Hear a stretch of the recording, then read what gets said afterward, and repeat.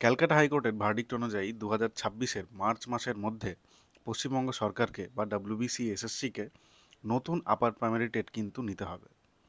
2014 সালে last upper primary TET হয়েছিল, তারপরে একটাও হয়নি এবং এটার জন্য হিউজ ভ্যাকেন্সি রয়েছে। এটা মেনলি ক্লাস 6 to 8-এর জন্য পরীক্ষা। এটা একটা এলিজিবিলিটি পরীক্ষা। এই পরীক্ষা কারা দিতে পারবে?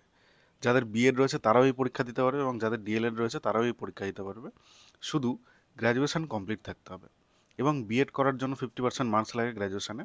তাই যাদের বিএড রয়েছে তাদের 50% মার্কস গ্র্যাজুয়েশনে প্লাস বিএড থাকলেই হলো, এবং যারা ডিএলএড করেছে তাদের গ্র্যাজুয়েশন কমপ্লিট থাকলেই হলো, সেখানটাতে নাম্বারের কোনো ব্যাপার নেই।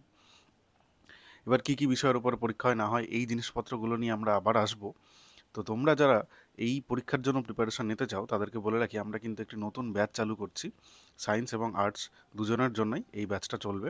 নভেম্বরের ফার্স্ট বা সেকেন্ড উইক থেকে আমরা এই ব্যাচটি চালু করব। তোমরা ভর্তি হতে চাইলে অবশ্যই নিচে দেওয়া কমেন্ট বক্সে জানিও। Thank you.